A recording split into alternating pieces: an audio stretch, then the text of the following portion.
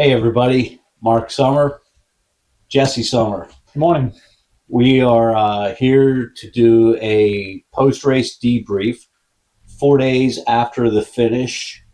I think Sunday, Monday, Tuesday, Wednesday. Yep, 4 days Yeah. after the finish of the 2026 Sandblast Rally, in which Jesse competed on his XR 650R. And as I alluded to in social media posts, there's quite a tale to tell. And Yep. I want you to hear it straight from Jesse, now known as the Gas Man. So uh, things started off on Friday. So tell us about Friday and where things went from there. Yeah. Well, and so first, I want to preface all of this with we're going to do a full debrief here. So make sure you're comfortable. Sit down, grab a snack, grab a drink, a coffee, whatever. And if you're interested in hearing, listen all the way through. And before we go too far, I want to I want to give thanks to Mark, my father and boss at Summer Energy Tech for the support in doing all of this. That you've been doing some supporting racers of different sorts since starting Summer Energy Tech in 2020, right? And Yeah, so sure have been. yeah, for all of your personal passions and everything. And so I very much appreciate the help and the support in this. And I also just want to thank the organizers of the rally, NASA Rally Sport. They did an incredible job this weekend.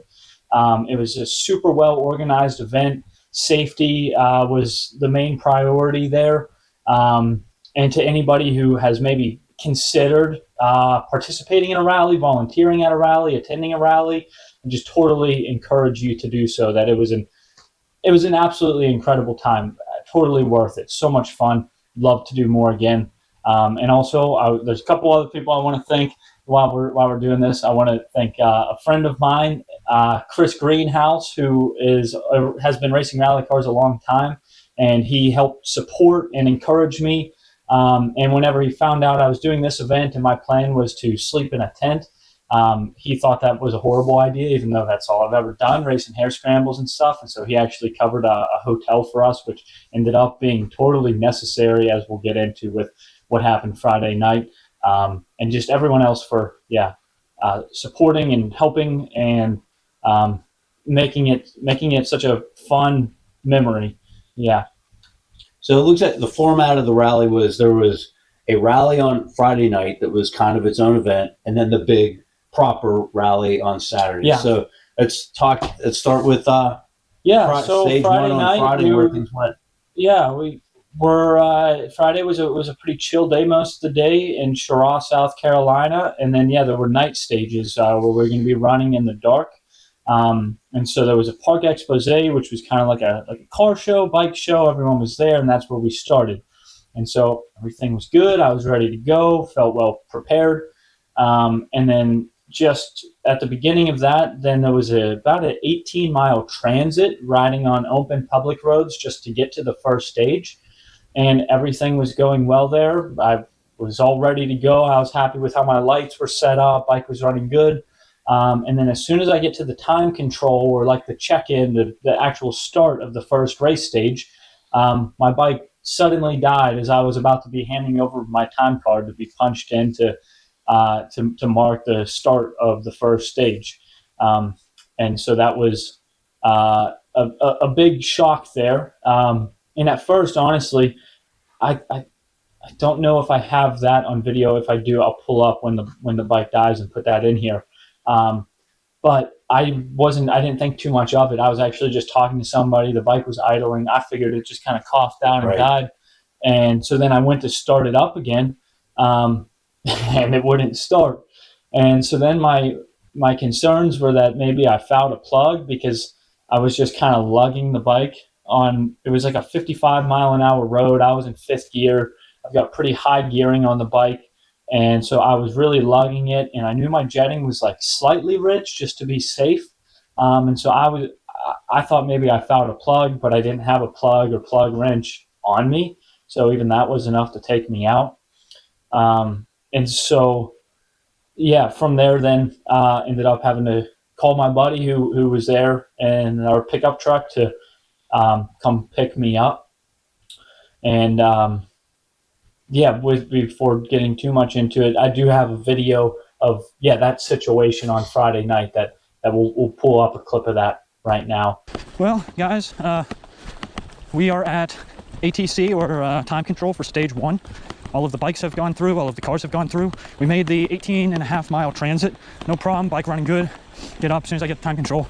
About to check in for stage 1, bike dies. Now, of course, it's frustrating, but at the same time, I think back on a conversation Braden and I had briefly earlier today, where he said, good luck.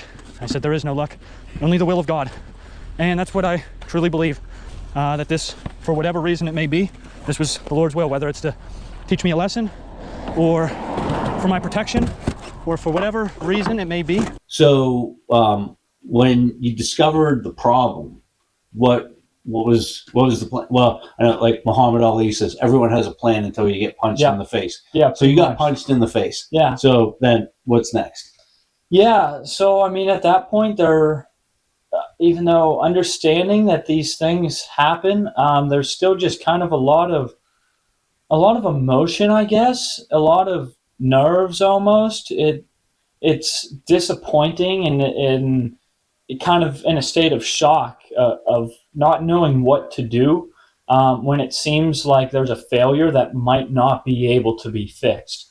And it's like, I've done so much work to prepare for the event, doing everything right as far as I can, like being not just slapping things together, but being diligent about the prep work and the planning, and then driving 9 hours somewhere and paying entry fees and going through the whole process just to show up. And then there's a lot on the line to try and get back out there for the next day. And so I'll say too, the reason I definitely wanted to do the Friday night stages, which were optional, was really for Shakedown. I was thinking it was going to be more along the lines of getting myself ready, because I haven't really done much racing the last couple of years. I was doing a lot for a while, but last year I did no motorcycle racing, and the year before that, my last race was in May, I believe. So it had been quite a while. I didn't have much time on the bike.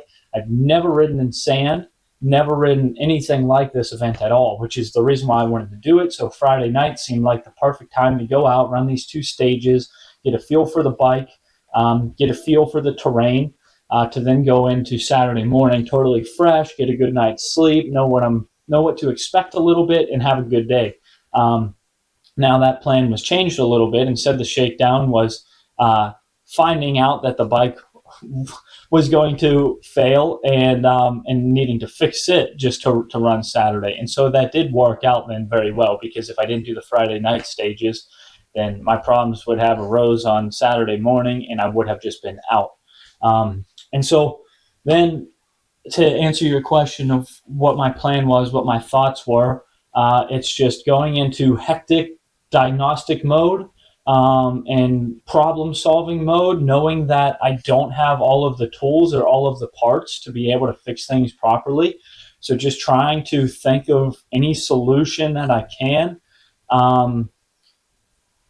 And yeah, I mean, we can go into what the problems were. Yeah. So, I mean, I know when I got that text from you on Friday night, I've had a front row seat for the last 4 weeks of Jesse bringing the bike into the shop, the tear down, the proper rebuild. And as I always say, that we do things with a Formula One level, attention to detail and precision. And I saw this happen. And the fact that it was an electrical gremlin, there's things you can test and things you can't electrically. And at the highest level of motorsports, electrical gremlins have derailed race wins, derailed championships. And so then to find out what the problem was. So it was not a fouled spark plug. I got it back, had no spark. Messed with a bunch of just connections first, making sure everything was plugged in, nothing like came loose. All my grounds were good, and just no spark at all, totally dead.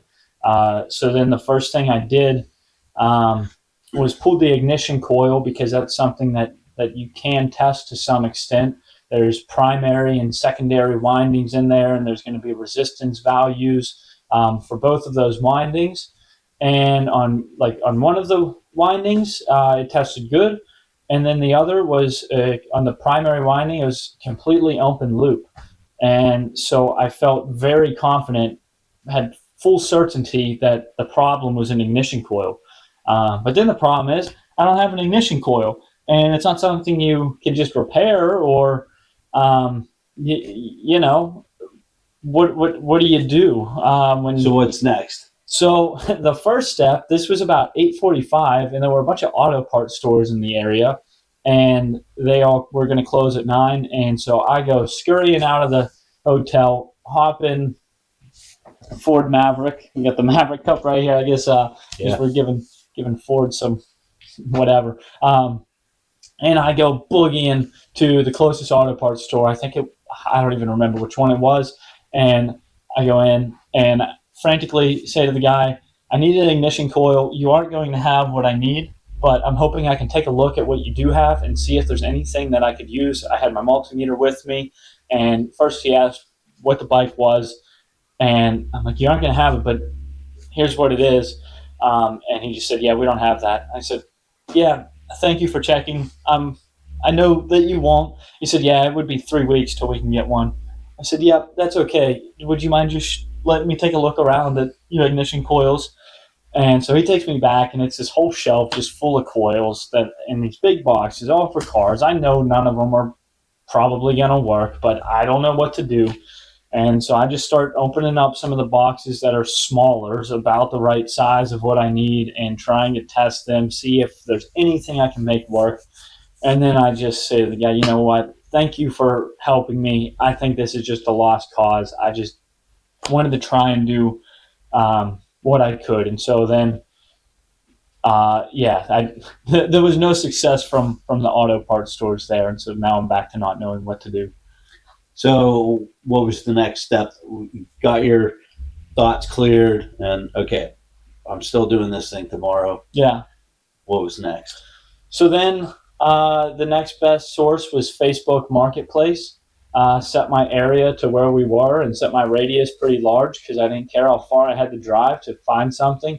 And I'm messaging everyone with a dirt bike or motorcycle for sale, because I knew basically any engine that had a CDI type ignition, I could make it work. Wiring might be a little different, but I knew there would be something I could make work. And so there's people with whole bikes for sale, and I'm there messaging them, offering them to pay double what a replacement ignition coil is if they'll let me come right now and pull it off. I sent probably, I don't know, maybe 100 messages to anyone with a moped, a scooter, certain small engines that don't have magneto ignitions, and ended up finding just an ignition coil for sale off of a Yamaha 60 horsepower outboard, two-stroke outboard boat motor. And that was the lady that then got back to me, and she had it listed for sale for $10, but was about 2 hours and 15 minutes away in Statesville, North Carolina. And so she sent me a part number from it, a bunch of pictures of it, and I'm thinking I can make this work. And so I end up at about 11 o'clock, probably hopping in the truck, driving, made it a little faster, boogieing there, but about 2 hours there and 2 hours back, and picked up this coil. Gave her $20, I think, instead, just for the help. Yeah, we're willing to stay up until 1 o'clock in the morning. And she left it outside for me. At first, we're kind of in the middle of nowhere too, and I put the address into my GPS off by one number. It was like supposed to be, we'll just say 123, and I put in 124.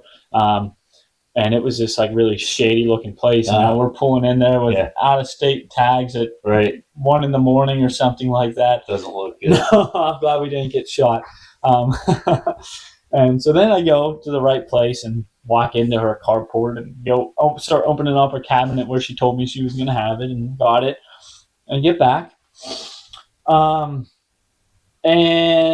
start getting things together. And then I tested because I want to compare the resistance readings and find out this one is reading the same. It's good on one winding, and open loop, like totally shorted out on the primary again. And so it seemed like we were having the same problem. So what's next? So then I had a second multimeter with me. I was using a good Klein multimeter doing all these tests. I never have any problems with it. I use it a ton, use it on everything. And then I've got this cheap little Amazon, like $20 multimeter that I also had with us. And so I grabbed that, set it to read resistance, and I check it, and it's fine. So then I grab the original one and check it, and it's fine. So that was, I'm like kind of embarrassed about that, but at the same time, like I had no reason to doubt my tools. Yeah.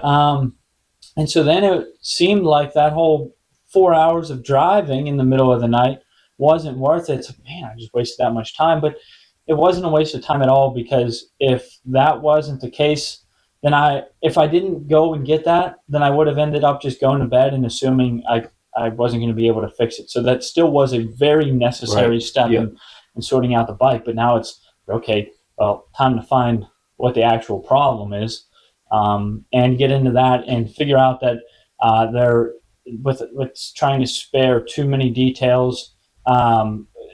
A broken wire inside of the stator cover itself, where where all the wires coming out of the stator actually are like connected to the windings inside of the stator. There's a wire there that ended up I was using my multimeter to check all the wires, and the one that like I could pull the harness in a certain way inside of there, and that was like all original too. It's a new stator too. I won't say who it's from, just because So just for people who might not be familiar with the purpose of these devices, what role does a stator play? What does it do? Yeah, so these stators have two roles really. Part of it is for a lighting system or charging. Stators put out AC voltage, and then on these there's two separate windings that are just for the ignition. And so there's like basically half of the stator is for lighting and charging, and then the other half is just for the ignition. And so there's an exciter coil in the stator. That's what actually produces the voltage to like charge the coil. And then there's also like a pickup trigger that it picks up on like the magnets as the flywheel's coming around, and that's like for your timing, for your ignition timing. And so those are all, that's the ignition half of it. And it was basically the hot wire from the exciter coil in the stator. That's what I was having problems with. And coming back to, let's say, when the bike rebuild was happening, when Jesse was measuring the cylinder bore of the engine and had some doubts using our bore gauge, and each of our calipers read slightly different, but this is where precision measurement is very important. So, so this is one of the where we actually took it. There's a machine shop who our family has a long-standing association with, very good automotive machine shop, and Jesse had that double checked because, well, we got two readings. So, because the problem is for using the bore gauges, you need a micrometer to zero out the bore gauge, and I just don't have a micrometer. It's like a 4-inch bore. It's like 3.996 inches is like the new spec, and my largest micrometer is 2 to 3 inch. So try doing that with calipers, cheap digital calipers, and so 100%, Okay, so we got the problem isolated now. It's the stator. So what's next? Yeah, and so it took me quite a while to find exactly where the problem was, and in the meantime I was chopping up just everything. I was just cutting cutting wiring apart, so that I was just kind of scrambling and really tired at this point. And so I end up figuring that the safest option is just to cut all of the wires inside of the stator cover, like right where they're soldered to the windings themselves. So I do that, cut out all of the original wiring. I had plenty of wire with me. The colors don't match up and everything, but I soldered all new wires in there inside of the hotel room, on top of the air conditioning unit with the fan set constantly on to try and not set off the fire alarms at whatever time it was. I think when I was doing that, it was probably, I don't know, maybe 4 a.m. I don't know. I don't know exactly. I wasn't watching the clock too much, but I know I would have been hated by the other racers standing there. So I was trying to be careful, not burn the place down, and got that together. And then the problem too is now I had a bunch of stuff to fix of things I cut up that I didn't really need to, and getting my whole lighting system back together. I'd ripped all of that out. And I wasn't even then testing anything as I was going. I was confident that it was fixed. So now I'm just trying to hurry and get the bike together, and then I'll see if it starts. And so then it was probably about 7 a.m. that got it started. And the one thing too that we can show you, we can take a quick walk back to the shop, just to prove that I'm not crazy for getting this ignition coil, is that it does work. Its readings were basically the same as my original coil. So this boat motor coil did indeed work. If you want to, let's go check it out. Yeah, so we'll just take a real quick look at this. This is the boat motor coil. I'll pop up a picture of the part number I have for it. The original coil is still in here, but so did just have to, instead of it grounding through the body, it's got a ground wire, and then there's an input that just connects up to the original. Jesse, for folks who aren't familiar with these devices, what is the purpose of a coil on any engine? Yeah, it's a critical component of the ignition system. So to fire the spark plug, to make the spark plug spark, so that your fuel can ignite and your engine can run, to keep it simple. So I've got it hooked up. This is the boat motor coil that's hooked up. As you can see, the original coil, here's its lead right here, not connected. And we'll see if we can, I'm going to hold this microphone.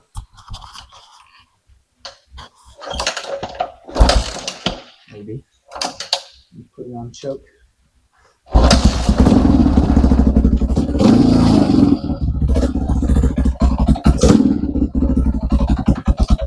So we'll leave it at that, but just to prove that, that it was a valid solution. It just ended up being unnecessary. But it ran fine.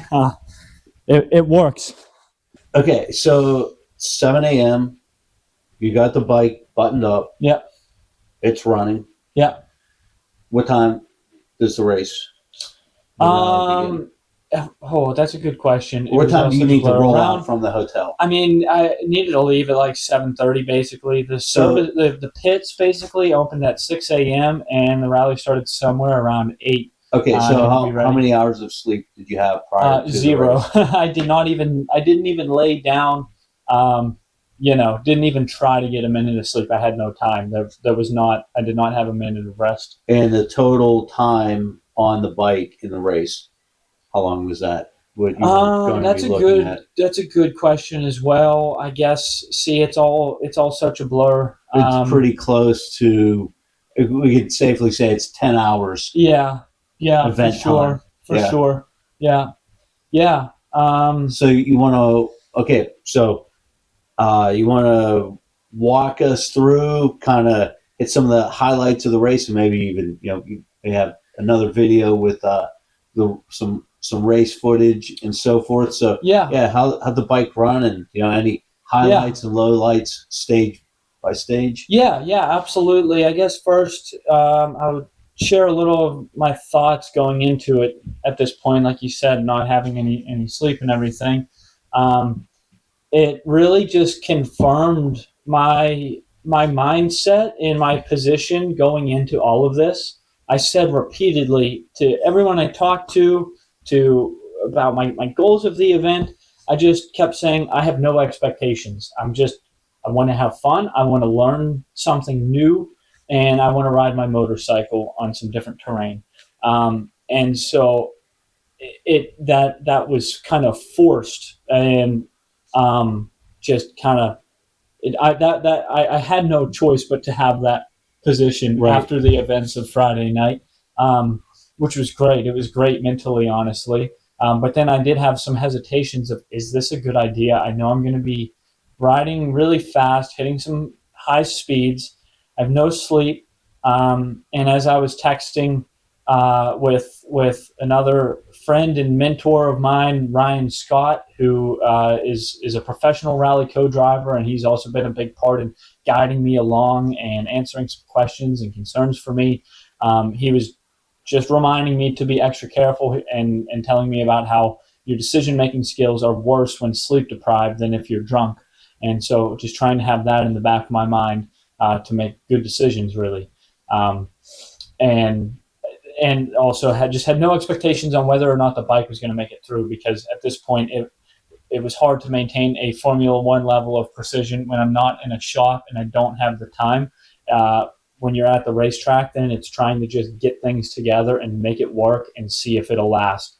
And so, long story short, the bike did run the entire day. And now, if we want to get into talk about some of the details of the race, I guess. So there were, if I remember correctly, well, okay, I know these two numbers for sure. And your class, Rally Moto, motorcycles in the rally, that's all of there's multiple, I think there's 4 different classes. Yeah. And you finished 10th overall of motorcycles, and within your class, 4th place. So that's pretty good. First time rally, and those are some pretty solid numbers.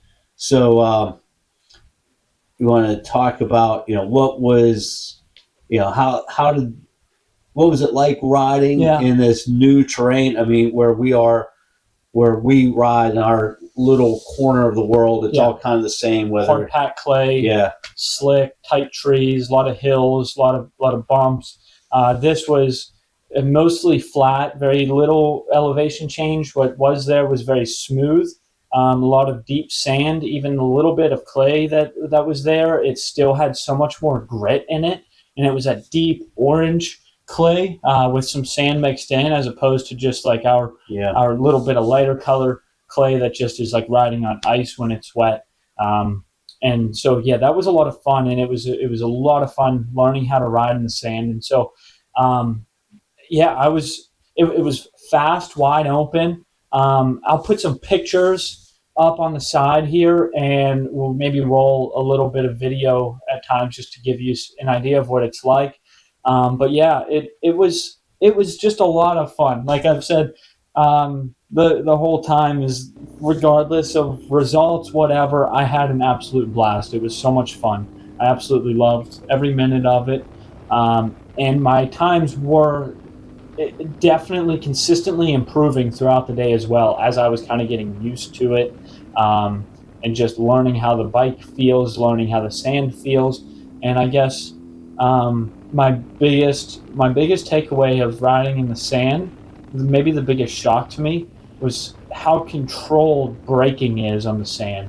I thought that while trying to quickly slow down after long straightaways, I figured the bike was going to be dancing around, and I thought it was going to be very loose, but that's not the case at all. As soon as you let off, you just start slowing right down, and you hit the brakes, and my tire choice worked really well, and the traction was just way better than I thought. Braking just super controlled. I mean, you can slow down from 100 to 30 or 40 in a matter of a second or something. So that was pretty neat. But also that caused some problems earlier on before I learned that and trusted that I was slowing down way before I needed to be.